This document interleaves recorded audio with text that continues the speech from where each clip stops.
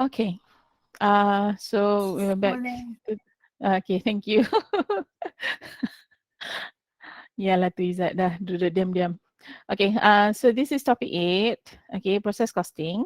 Okay, so process costing ni sebenarnya lebih kurang sama dengan apa yang you belajar sekarang lah. I mean what we are doing in your assignment, yang kamu buat dalam assignment kamu tu is actually process costing.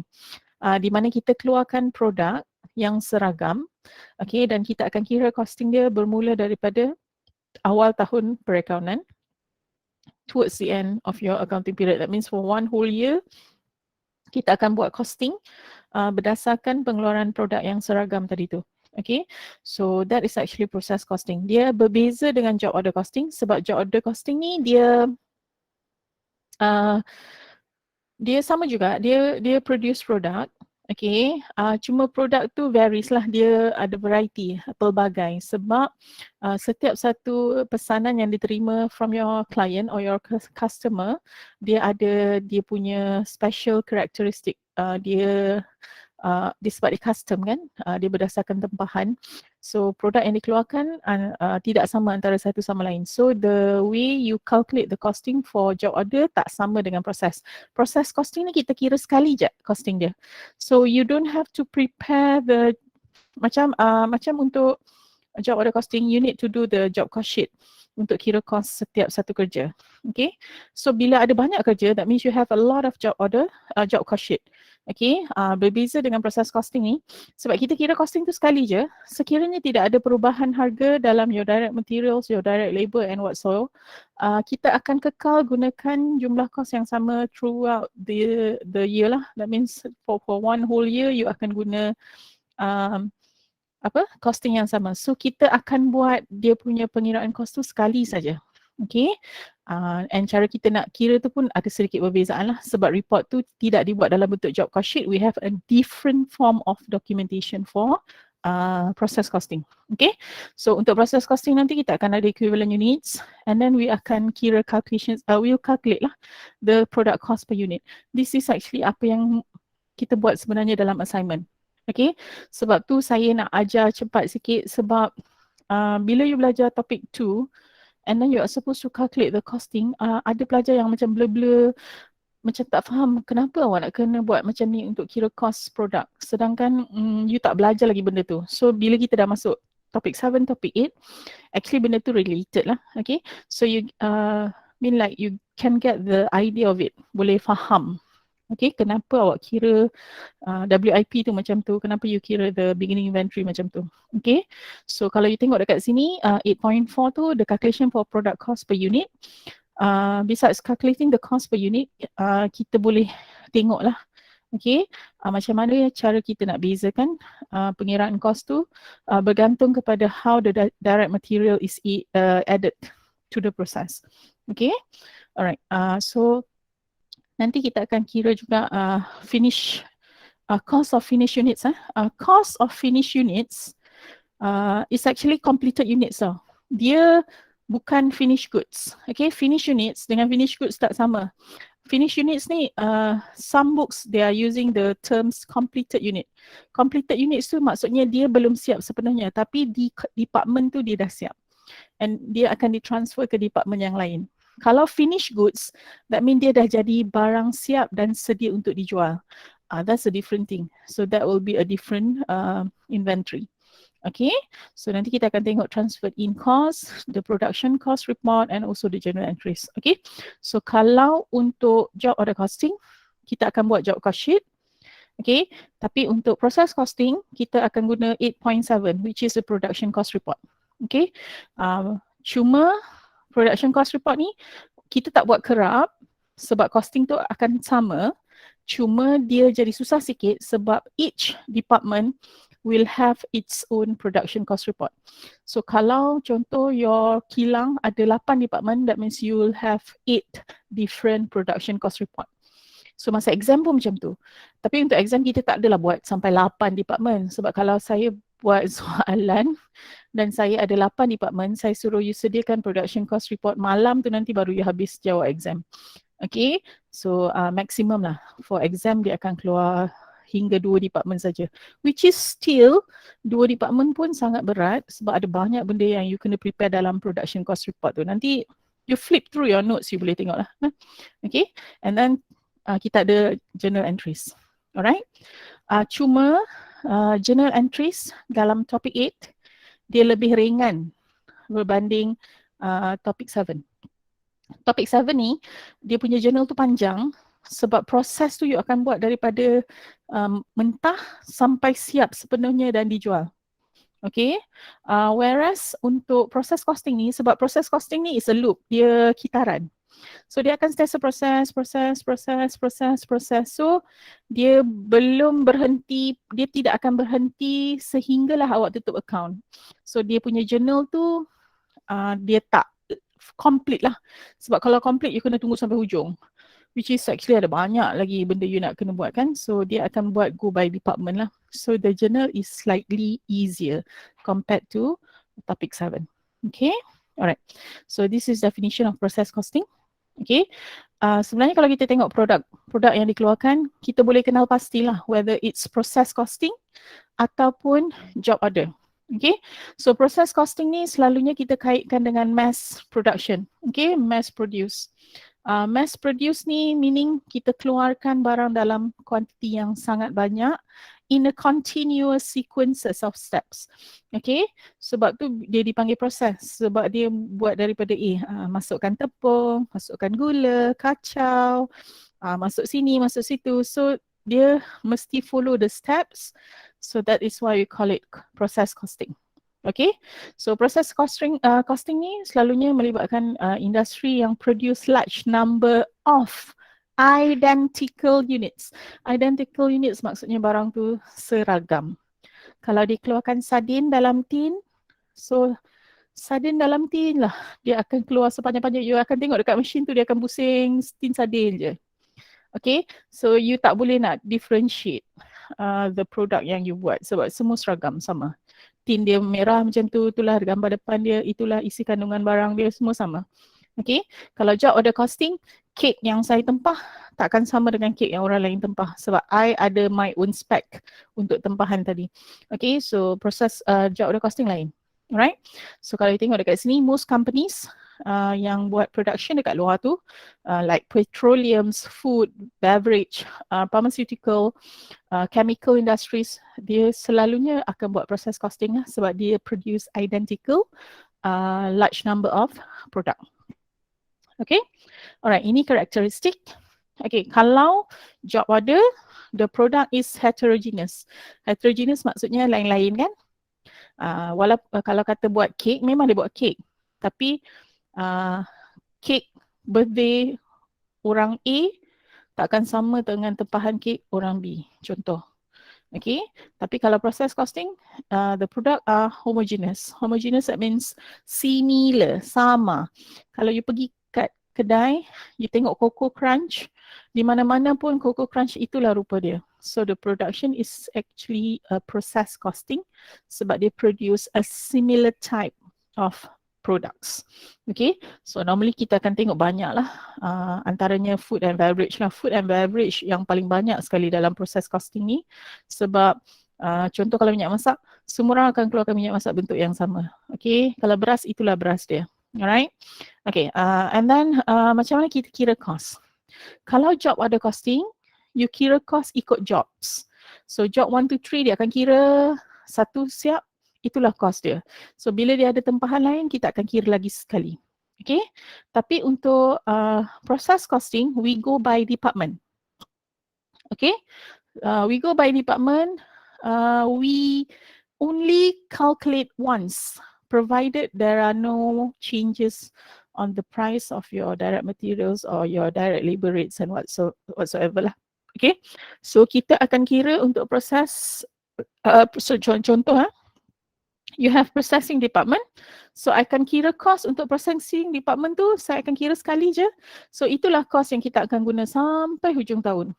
Okay, kalau saya dah kira costing untuk packaging department, that will be the cost for packaging department sampai hujung tahun. So sama je, cara kira tu sekali je. Okay, so all your calculations for your costing will be summarized in a production cost report. kita guna production cost report. Kalau job order costing, kita guna job cost sheet. Tapi kalau documentation untuk proses costing, kita guna production cost reports. Okay, and the cost flow, okay, dia charge every process. Okay, jadi maksudnya total costs are determined at the end of a period time. Maksudnya habis tahun perakaunan baru kita boleh tentukan jumlah kos. Sebab masa tu baru awak boleh kira your actual manufacturing overhead, then only awak boleh kira keseluruhan kos untuk production. Alright? Okay, itu karakteristik. Okay, ini job order costing. Ini yang kita buat hari tu kan? Okay, so job order costing ni kita ada direct labor, direct material, manufacturing overhead. So tiga-tiga tu kita akan buat untuk job 1, job 2, job 3. Dah siap tu dia akan masuk dekat gudang, lepas tu kita jual. Tapi job 1 cost tak sama dengan job 2, job 2 cost tak sama dengan job 3 dan job 1. Lain-lain, semua lain-lain. Okay, berbeza dengan proses costing. Kalau proses costing dia how to say, dia ada cost dia sendiri. So direct material, direct labor and manufacturing overhead, tiga-tiga tu ada dekat A, Department A, tiga-tiga tu ada dekat B dan tiga-tiga tu ada dekat C. So bila masing-masing tu dah ada costing diri sendiri, towards the end of the process, baru kita akan campur, dapat finished goods, then only we will transfer the cost to your cost of goods sold. Okay, alright, ini comparison lah untuk job and process costing. Okay, so kalau you nak hafal untuk tujuan UPS, this is the best thing you can do lah. Okay, sebab bila kita buat UPS, normally dia akan tanya differences. So you kena tahu beza antara job order costing and process costing. Besides the definition, selalunya comparison ni pun akan keluar untuk UPS. Okay, alright. So this is a process cost flow. Nanti Madam akan explain dengan notes. Alright. Okay. So yang ni the intro part lah. Okay. So I won't be showing you the rest of the slide sebab dia akan sama macam nota. Okay. Alright. So now I am going to share to you your notes. Okay. Alright. So ini yang kita buat. Okay. Sorry. Oh Allah, dia naik sampai bawah pula.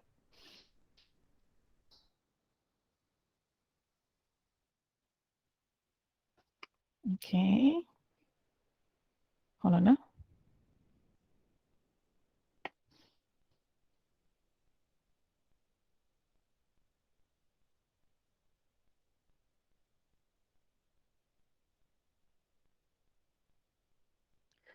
Mouse saya rosak, so susah nak scroll. Okay. Topic 8. Alright, this is topic 7.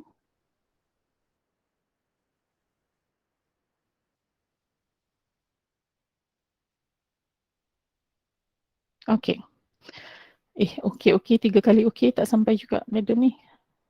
Apa aja lah tak okay ni. Alright, we are here.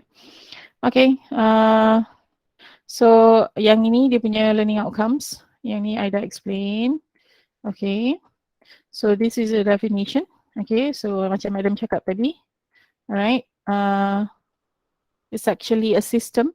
Okay, you assign costs to a mass production lah. Okay, so dia ialah pengeluaran secara besar-besaran. Alright, and sebab dia ada sequence ataupun steps, okay, that's why it is called processes. Okay, so dia kebanyakannya lah, okay, proses costing ni adalah dalam industri ubat, pharmaceutical ataupun food and beverage. You'll see a lot in there lah. Okay, so karakteristik ni macam table yang saya tunjuk tadi dalam awak punya slides. Okay, so the product is homogeneous, as I said earlier. Okay, and the accumulation of the cost kita kira ikut department. So let's say you ada 2 department, so each department akan kira cost dia sendiri dulu. Lepas tu baru kita akan merge kemudian, kita akan gabungkan kemudian. Okay, so let's say you have 4 or 5 departments, that means kita akan buat benda yang sama lah. Kita akan kira untuk 4 department and then kita accumulate. Tapi you don't need to worry sebab you kira masa tu je, sekali je. Sebab it's a process costing, it's a loop. Dia akan berkitaran tau, dia akan pusing sampai hujung tahun. Dia akan buat benda yang sama je. So kita kira cost tu sekali je. Kalau job order costing, you akan sentiasa kira cost sekiranya you ada pesanan baru daripada pelanggan. So let's say ada banyak sangat pesanan, a custom order, that means every time dia akan ada a job cost sheet yang baru sebab you nak kira cost untuk produk yang ditempah. Okay, tapi kalau untuk process costing ni tak perlu. Right? So this is a comparison. You can see in your notes. Your notes is black and white lah. Mine got color. Okay, yang ni comparison yang saya cakap tadi. So how do you see or how do you compare your costing? Okay, so yang ni awak boleh baca sendiri. So today nanti kita akan tengoklah how we report our process costing by using the production cost report. Okay, alright. And then we have equivalent units. Okay, so equivalent units ni kita akan kira lah the equivalent units using weighted average method. Okay, so the equivalent unit kalau dalam bentuk formula is equals to completed unit plus ending work in process unit multiply by completed percentage. Okay, so yang ni adalah formula yang kita akan guna untuk kira equivalent unit. Kenapa kita kira equivalent unit? Sebab kita nak kira cost unit product. Okay, alright. Kenapa kita tak kata product cost per unit? Okay, saya tak boleh panggil dia product cost per unit sebab proses pengeluaran ni masih sedang berjalan. Okay, bila dalam process costing, the production is ongoing. So bila kita nak kira product cost per unit, dia sebenarnya adalah secara purata. Kita ambil nilai yang purata. Dia bukan adalah nilai yang sama ya, sebab kadang-kadang dia akan berubah ikut certain situation, especially when you have indirect materials or indirect labor in between of the productions. Okay, so kita nak kira, selalu selalu kalau saya cakap, okay, kira product cost per unit. So you tahulah, you akan ambil jumlah cost bahagi dengan unit produce. Okay, tapi sebenarnya in reality, okay, in the factory itself, kita tak boleh kira production cost per unit sebab you nak betul-betul dapat jumlah tu only if the production is completed. That means saya kena tunggu hujung tahun. So kalau saya ambil dari awal, let's say my target is 3,000 unit sebulan. Tak semestinya 3,000 unit you akan dapat capai. Kadang-kadang terlebih, kadang-kadang terkurang. Sebab tu bila kita nak kira cost unit produk dari awal, semasa production tu belum mula, we cannot calculate the product cost per unit, but we can calculate equivalent units. Okay, sebab kita ambil nilai tu atas nilai purata lah. Alright, so to calculate the product cost per unit, we are using the equivalent unit. Okay. Okay, so untuk calculation of product cost per unit, okay, besides calculating the weighted average method based on the assumption, okay, the direct material pun kamu kena tengok. Okay, bila direct material tu dimasukkan dalam production. Okay, setengah orang mesti macam heran, madam, bila direct material dimasukkan dalam production, mestilah masuk dari awal, madam. Ya, tapi kamu kena faham, proses costing ni dia ikut department. So bukan semua department direct material masuk dari awal. Okay, contoh, kalau saya buat sardin. Okay, kalau kilang tu buat sardin. So you akan masukkan ikan sardin tu di proses step yang pertama. Betul lah. So kalau kata kita dalam processing department, ikan sardin tu adalah raw materials, your direct materials, dia akan masuk di awal production. Yes, betul. Lepas tu, you akan pergi ke packaging department. Okay, packaging department tu, kita akan masukkan sardin yang dah masak tadi tu ke dalam tin. Okay, the tin dah dibuat dari awal kan. So, your direct material dalam packaging department tu is no longer sardin. Kena faham Sardin tu ialah direct material di processing department. Tapi dalam packaging department, the direct material bukan sardin. Okay, the direct material is actually tin kamu tu. Sebab dekat dalam packaging department, kerja saya ialah packing. So it has nothing to do with masak sardin tadi tu. Sardin tu dah dibuat di proses yang pertama. Okay, alright. So lepas packaging kita akan pergi dekat contoh labeling contoh. Okay, so labeling department pun bahan mentah dia bukan tin. Sebab tin tu ialah packaging. Masa dekat packaging department tadi. So packaging department dah siap, dia akan hantar ke labeling. So dalam labeling, my direct material bukan sardin, bukan tin, tapi label. Label tu. So label tu masuk bila? Label tu tak akan masuk dari awal. Label tu akan masuk last lah. Sebab masa tu tin tu dah siap, dia pergi belakang, belakang tu tampal terus masuk dalam kotak untuk quality control contoh. So that's why you tengok bila dalam proses department, bukan semua bahan mentah semestinya masuk dari awal. It depends on the process itself lah. So macam sardin tu, kalau saya kata okay, sardin is my raw material, betul. Sardin is my raw material, my direct material untuk the process. Tapi for that particular department, sardin tu hanyalah direct material semasa dalam processing department sahaja. Okay, bila dia pergi ke department lain, the sardin is no longer your direct material. Okay, dia pergi department lain, direct material dia adalah benda lain pula lah. Okay, until you completed the product. Okay, so the completed percentage untuk raw materials depends on bila bahan mentah tu dimasukkan. Okay, maybe now bila madam explain you tak faham lah. Tapi yang ni you kena ingat. Kalau bahan mentah masuk di awal proses, okay, awak kira WIP nanti, you mesti guna 100%. Okay, itu kalau the direct material was put into the process during the beginning of the process. Okay, tapi kalau direct material tu dimasukkan di hujung proses, bila awak kira WIP nanti, the percentage is 0%.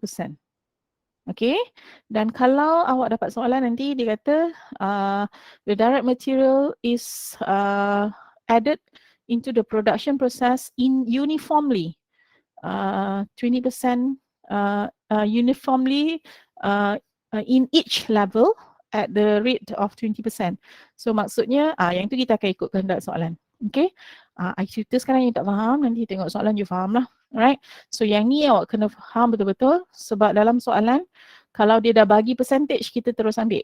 Tapi kalau dia tak bagi percentage untuk direct material tu, you nak kira dia punya percentage, you kena baca soalan tu dari awal dan cari di mana dia bagi awak clue bila the direct material was added. Bila bahan mentah dimasukkan ke dalam proses. So kalau bahan mentah dimasukkan dari awal, the percentage is 100%. Dimasukkan towards the end, ending of the process, it's 0%. Dimasukkan secara berterusan, you need to follow the percentage given in the question. Okay, so the completed percentage, kalau untuk transferred in, percentage dia mesti 100. Transferred into ataupun transferred out it's completed and transferred out. Okay, contoh department A, bila dia siap, dia akan hantar ke department B. So kalau orang tanya what is the percentage of transferred in units yang you siap dari A bawa ke B tu, percentage dia mesti 100. Sebab kalau dia tak siap di department A, dia tidak boleh dihantar ke department B. Contoh, kalau department A tu masak sardin. So sardin tu kena masak betul-betul dekat department A, 100% masak, baru hantar ke department B, which is the packaging. Maksudnya dekat department B baru sardin tu masuk dalam tin. Kalau dia belum masak, dia baru nak pusing-pusing sos tu dalam mesin, you tak boleh transfer lagi cost tu ke sebelah. Okay, so that's the meaning of the completed percentage for transferred in unit is 100%. Okay, so the completed percentage for conversion costs is uniformly with the level of production process. So untuk conversion cost, kita tengok percentage diberi dalam soalan. Okay, dalam job order costing, you ada direct material, direct labor and MOH. Okay, ini ialah job order costing, JOC. Tapi untuk process costing, memang kita ada DM, DL and MOH. Tiga-tiga ada. Cuma dalam proses costing, kita pecah dia. So, kita ada direct material, conversion cost and transferred in cost sahaja. Maksudnya, direct material is the same lah. Tapi conversion cost ni maksudnya ialah hasil tambah. Ni awak dah belajar topik tu. Hasil tambah direct labor dan MOH ialah conversion cost. And transferred in cost ni adalah cost yang siap daripada department sebelumnya yang dihantar ke department yang seterusnya. So untuk proses costing you masih ada 3 juga, tapi dia punya composition tu tak sama sebab dia ikut classification lah. So cara kita kira untuk job order costing dengan proses costing is slightly different. Sebab kita tak guna direct labor, MOH, direct material. Tapi kita guna direct material dan conversion cost. So what is conversion cost? Conversion cost is direct labor plus matriculation pula dah. Manufacturing overhead cost. Okay, so itu calculation cost per unit. Okay, so nak kira cost per equivalent unit, kita akan ambil beginning WIP cost, beginning of work in process cost, tambah cost added during the period. So maksudnya setiap department tu dia akan ada cost dia sendiri dan cost yang dibawa dari department lepas. Okay, kecuali department A lah, department starting. Okay, department A yang ada dekat dia adalah cost dia sendiri sebab dia yang mula. Tapi kalau, okay, Madam lukis lah ya. Okay, department A, you ada department B, you ada department C. Contoh. Department A ni, dalam ni kita masukkan direct material conversion cost. So itu semua dia punya. Okay. Lepas tu dah siap, dia hantar sebelah. Dia hantar pergi B. So dalam B ada apa? Dalam B ada work in process. Kenapa work in process? Sebab barang tu belum siap cuma dia dah siap dekat A saja. So dia masih lagi work in process daripada A, kita bawa pergi B dan B sendiri ada dia punya direct material dan juga conversion cost. So dalam B ada cost dia sendiri dan cost dari sebelah which is A. Lepas tu kita proses lah, campur lah tiga-tiga benda tu campur, siap dekat B, hantar pergi dekat C. So bila you hantar pergi dekat C, sama juga. Dia akan hantar WIP. Kenapa WIP? Sebab dekat B dia dah siap, tapi dia belum siap jadi barang yang sedia untuk dijual tau. It's not a finished goods yet. It's only completed units di department B. So dari department B, dia pergi C, dia masih dalam bentuk work in process. Lepas tu dekat C dia ada direct material dia sendiri dan conversion cost dia sendiri. So that's why kita kata kalau nak kira cost equivalent unit ni, you akan ambil beginning work in process, you akan tambah dengan cost added during the period. So cost added during the period is that direct material and conversion cost for that particular department. Lepas tu kita bahagilah dengan equivalent unit, baru you dapat cost satu unit. Okay, so nak kira costing tu must go by department. Sebab setiap department tu will bear its own direct material and conversion cost dia sendiri. Okay, alright. Kita tengok example 1. Okay, Mekar Sejati Enterprise is using process costing system to trace production costs. Okay, so information of the department 1 is as follows. Okay, kita ada beginning work in process. Dalam unit dia ialah 10,000 unit. Dalam cost dia ialah RM54,300. Okay, unit started 17,800. Okay, kenapa dia ada unit started? Sebab kan saya cakap tadi, production ni dia berterusan, sambung. So maksudnya kalau 31 hari bulan 12, kita buat kerja juga kan, kilang tak tutup. Lepas tu yang tak siap tu, dia akan hantar ke sebelah, mungkin dia akan sambung 1 hari bulan 1. Sebab tu bila you buka account 1 hari bulan 1, you nak buat production pada 1 hari bulan 1, you akan start dengan bahan mentah sendiri dan juga bahan mentah yang dibawa daripada semalam. Kemarin punya, kita sambung. So that's why dia dah ada unit started dekat situ.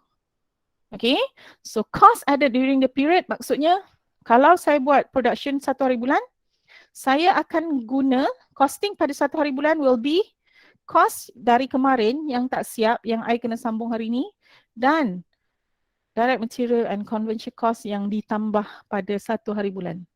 So itu will be my cost added during the period incurred. Tapi bila kita buat production, kita tak kira ikut hari lah, kita kira ikut tahun. Okay, alright. And then unit finish and transferred out. Unit finish tu maksudnya you kena faham unit finish dengan finish goods. Finish goods tak sama. Finish goods tu dah siap penuh. Kalau I pergi kedai, I ambil dekat rake tu, itu ialah finish goods. Tapi kalau unit finish, dia hanya siap dekat department tu saja. Lepas tu kita transfer bawa sebelah. Contoh kalau department A buat tapak kasut. So getah tu, getah tu cair kan, kita masukkan dalam mold, kita berkeraskan dia, siap jadi tapak, dia pindah ke department sebelah untuk jahit kasut dia. So the finish units ialah tapak tu saja. Belum siap jadi kasut dia baru siap tapak saja. So bila siap tapak, hantar ke department 2 atau department B untuk jahit body to the tapak.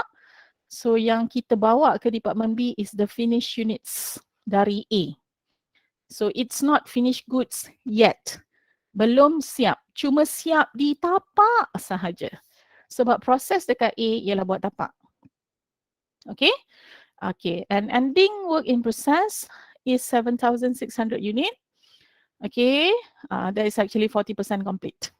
Okay, ini yang saya cakap tadi, yang masa tadi kita orang bincang dengan ketua kumpulan untuk assignment pun sama.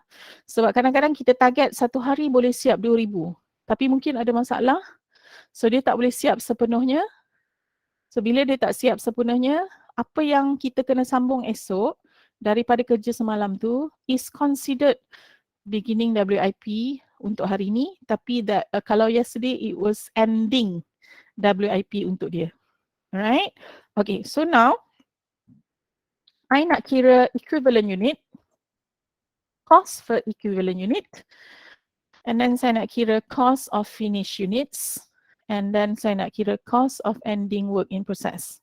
Okay, equivalent unit ni maksudnya saya nak tahu berapa unit yang dikeluarkan. Cost per equivalent unit ni saya nak tahu berapakah cost untuk 1 unit produk dalam department tersebut. Determine the cost of finished units. Okay, finished units tu nak tahu jumlah untuk barang siap tu lah. Okay, and then cost of ending work in process. Yang ini yang belum siap lagi. So bila habis dia proses tu, awak kena kira yang dah siap dan yang belum siap. Sebab yang belum siap tu nanti you kena sambung kemudian. Okay, alright, so kita nak kira equivalent units. So what we need to do to calculate the equivalent unit. Okay, tadi saya dah bagi formula. So formula dia ialah units completed and transferred out plus unit of ending work in process multiply by percentage completion. Okay, so units completed and transferred out, yang ni lah. Okay, that is unit finish and transferred out. Lepas tu, units of ending work in process. Units of ending work in process ialah ini. Ini ialah unit of ending work in process. Percentage of completion ialah ini, 40%. Okay, untuk soalan topik 8, awak kena digest sendiri. Sebab dia bagi macam ni, you kena relate dengan apa you belajar. Okay, so nak cari equivalent units, the units completed and transferred out, 20,200, tadi yang Madam tag A tadi tu. And then units of ending work in process. It's actually this one, 7,600 darab 40%. Sebab saya nak tahu ending work in process. Ending work in process ada 7,600 unit. Tapi 40% is completed. Okay, so I want to know the units of ending work in process. So you just darab saja dengan the percentage given. Okay, so kita dapat 3040. So the equivalent unit. Okay, sebab kita guna purata lah, nilai setara. Sebab kita tak boleh bagi nilai tepat sebab proses tu masih sedang berlaku. Proses pengeluaran tu masih sedang berlaku. Okay, so unit setara yang dikeluarkan ialah 23,000. Okay, 23,240. You ambil 20,200 tadi, campur dengan 7,600, darab 40% dulu. So you dapat 3,040 unit. Ini ialah units ya. Units. Okay. So bila dia units, that means dia bukan RM. Dia ialah units. Units bukan RM. Jadi jangan main belasah je tulis jawapan, RM je so. You tengoklah bila you kira A, B, bila you kira A, equivalent units jawapan you ada dalam bentuk units. Tapi B, kita kira cost. C, kita kira cost. D pun kita kira cost. So A jawapan dalam unit, B, C and D, your answer will be in ringgit Malaysia. Okay? Okay, now we are going to calculate the cost per equivalent unit. Kita nak cari cost per unit product. Kenapa saya tak guna terms cost per unit product? Because the unit that I am using in B is not unit produced. It's equivalent unit, unit setara. Sebab saya tak boleh dapat nilai tepat masa ni sebab production masih sedang berjalan. Okay, so the cost per equivalent unit, cara nak kira, you akan ambil cost of beginning work in process. Cost of beginning work in process, tengok balik dekat soalan. Cost of beginning work in process. Okay, tengok beginning work in process, cost dia RM54,300 plus current cost added. Cost yang ditambah pada masa itu. So ini ialah current cost added 116,514. Okay, so dua ni kita campur, kita dapat total cost.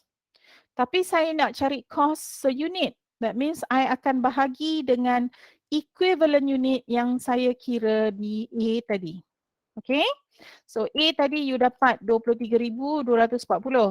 So nilai nanti kita akan bawa turun ke B. Okay, so to calculate your cost per equivalent unit, you akan ambil 54,300 nilai dalam table tadi plus current cost incurred, cost semasa yang dimasukkan, which is 116,514. So kita dapat total cost of 170,814. So nak dapat cost per unit, bahagilah dengan 23,240 tadi. So bila bahagi, kita akan dapat RM7.35 seunit. So maksudnya untuk production barang ni, nilai setara, unit setara dia, okay, unit setara that means kita ambil prorated unit lah. Unit setara and unit produced is actually the same. Cuma untuk proses costing, kita tak guna terms unit produced. Kita guna equivalent units. Okay, so tolonglah nanti jangan buat terkejut. Equivalent unit ni apa, madam? It's actually unit produced. But in process costing, we call it as equivalent unit. So bila kita nak cari B, cost per equivalent unit, you jangan buat tanjak boboy ya. Apa tu madam? Cost per equivalent unit is actually cost per unit for the product. Tapi sebab kita kira ikut department, so we call it as cost per equivalent unit. Di mana you akan campurkan semua jumlah cost, bahagikan dengan equivalent unit, kita akan dapat nilai untuk satu unit. So in this question, the cost per equivalent unit is RM7.35. Okay? Alright. So itu jawab A dan jawab B. Okay, C dengan D kita sambung di bawah. Okay. Alright, kenapa kita sambung di bawah? Sebab saya belum tunjuk lagi macam mana nak kira finish units and transferred out cost and then ending work in process. Sebab soalan C dengan D tadi, dia suruh kamu kira finish units and transferred out cost. Lepas tu dia suruh kira ending work in process cost. Okay. So nak kira finish unit and transferred out cost, you kena ambil unit finish, you kena darab dengan cost per unit.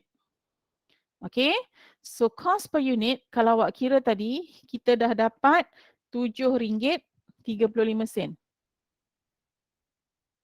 So madam hanya perlu cari unit finish so that I can calculate my finish unit and transferred out. Kenapa panjang sangat nama dia madam? Sebab dia ialah finish units dekat Department A dan unit itu akan ditransfer out, dihantar keluar, pergi ke Department B. That's why nama panjang dia ialah finish unit and transferred out cost. Nama pendek belum ada lagi buat masa ni. Okay, so you kena faham finish units tu bukan barang yang dah siap. Dia cuma siap di department dia saja. Kalau tapak lah macam tapak kasut tadi. So dia considered finished units and will be transferred out to department B, di mana department B tu nanti akan ambil tapak dan jahit dengan kain untuk jadikan dia kasut. Contohlah. Okay, so that is how we'll calculate our finished units and transferred out costs. Lepas tu ini yang dah siap di department tersebut. Sekarang kita nak kira sebab tak semua yang kita plan untuk buat tu akan siap maybe kita plan nak siapkan hari tu 3,000 unit tapi tak sempat. So yang belum siap akan stay lagi dekat department A tu, dia akan jadi ending work in process.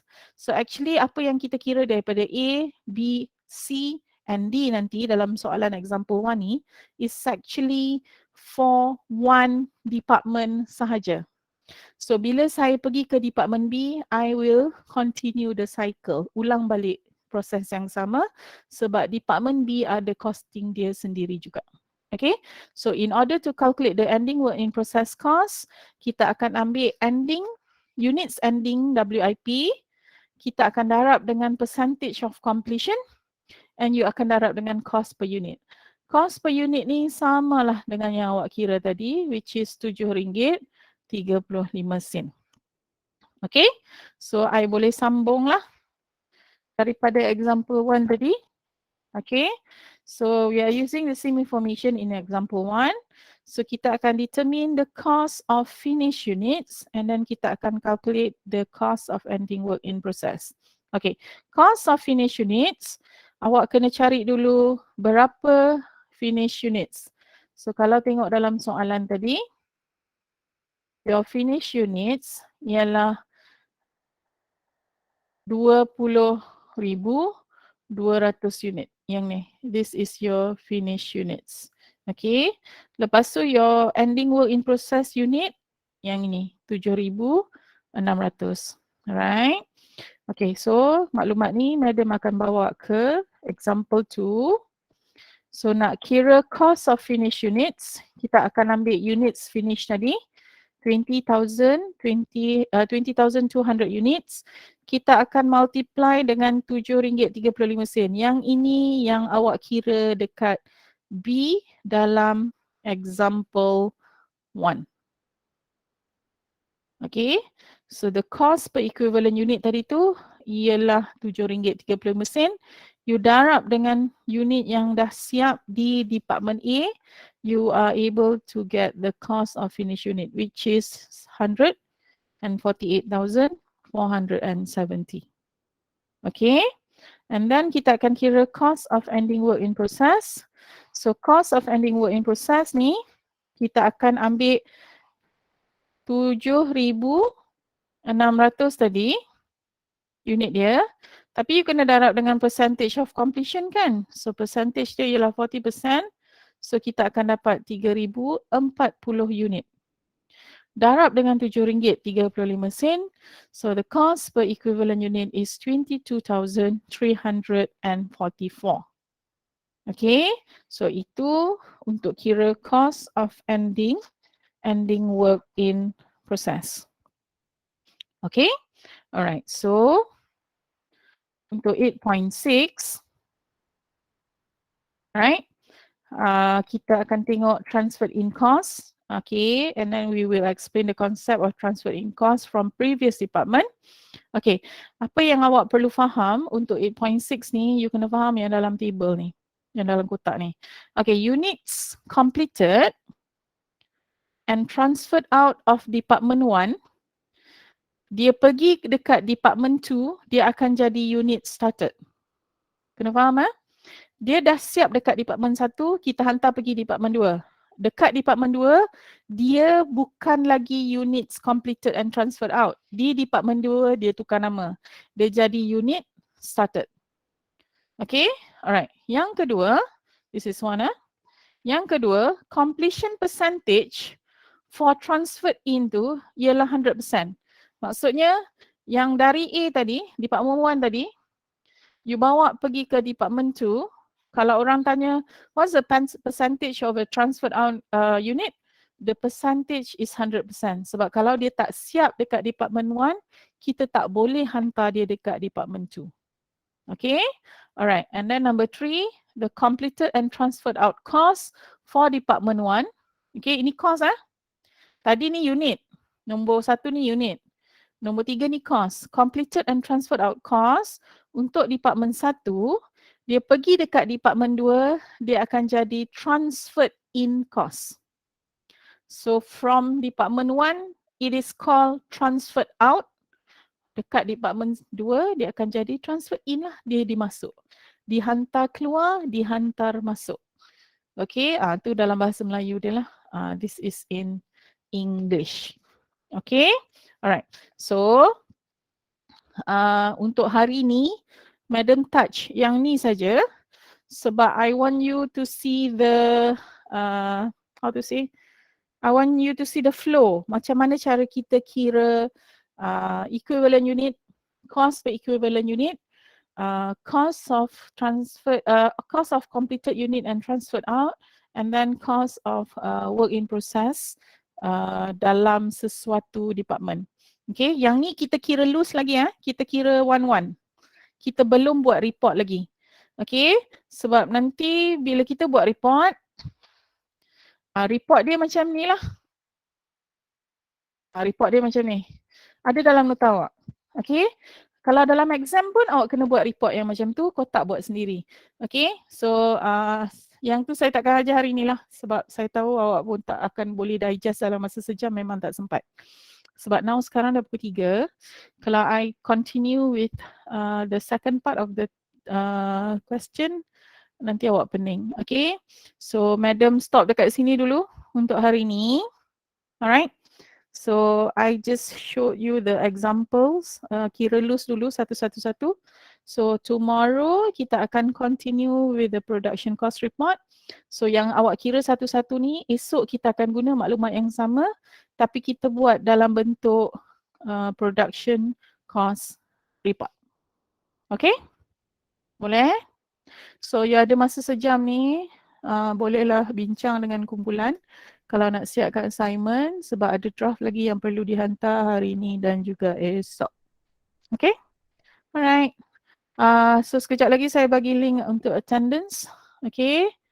So nanti boleh tolong isi. Okay? Okay. Okay, madam. That's all for today. Thank you so much. Thank you, madam.